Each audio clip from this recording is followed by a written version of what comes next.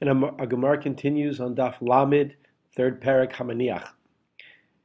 Hamatzniya sakotz. The Mishnah says a person who hides a thorn in a wall, and that wall falls down. It says that the person who hid it is liable for the damages incurred.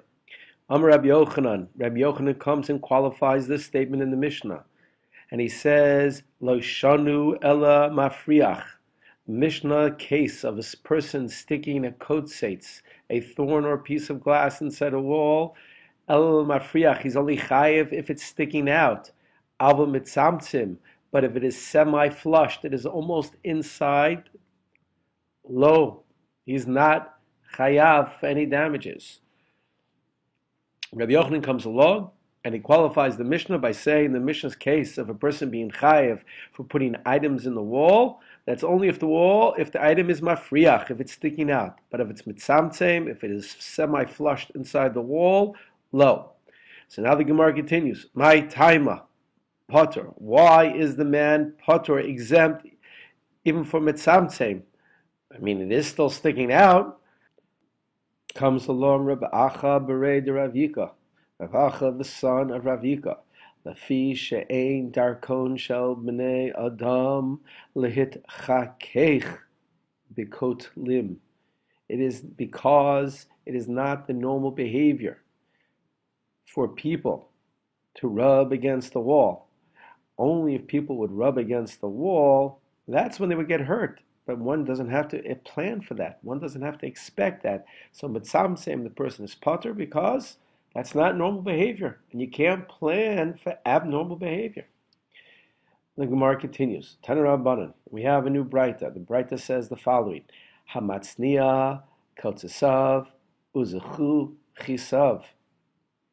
A person hides thorns and glass, letoch kotel shel chavero, in the wall of his friend. Ubo bal kotel, and the owner of the wall then comes.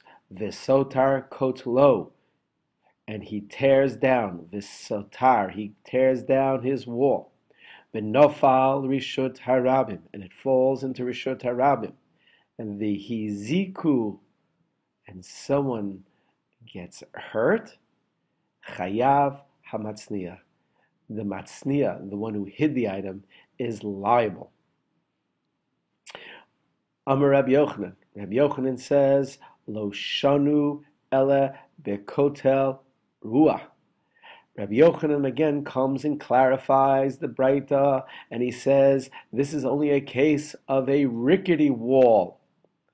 Avo bekotel beria. But if it's a healthy, strong, lasting wall, hamatzniya patur. The guy who hid the item, he's patur. The chayav bal hakotel. But the owner of the wall, he's liable. So let's look at Rashi for a second. Rashi over here, bekotel ru'uya. If it's a rickety wall, why is the hamatzniya, the one who hid the item, chayav? Dahave le lahamatzniya, because the guy who hid it should have la'asuke daite, should have realized by looking at this wall, shekotel zeh omeid lisotro. It's a wall that's going to be broken down. So he should have never have placed those sharp items in a rickety wall, a kotel ru'ua. And therefore, that is a pure sign of negligence. Now, the second part where Rabbi Yochanan said, what if it's a healthy wall and someone got hurt? He said, chayav, Rashi says, bala kotel. The bala kotel is chayav. Why? The havelei la'atzn inuhu.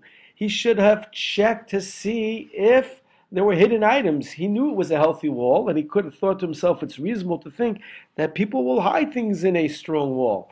So that's where Rabbi Yochanan says the baal of the owner of the wall is chayav. If it's a healthy wall, it should have been his responsibility. It's reasonable to assume that he should check inside the wall. However, if it's a kotel ru'uya, a rickety wall, the person who places the hamatzniya, who places the items, sharp items in the wall, should have thought to himself that this is a wall that will probably be broken down, and therefore it was a bad decision for him to place those items in the wall, And therefore, the rabbis and the Gemara hold this man chayav.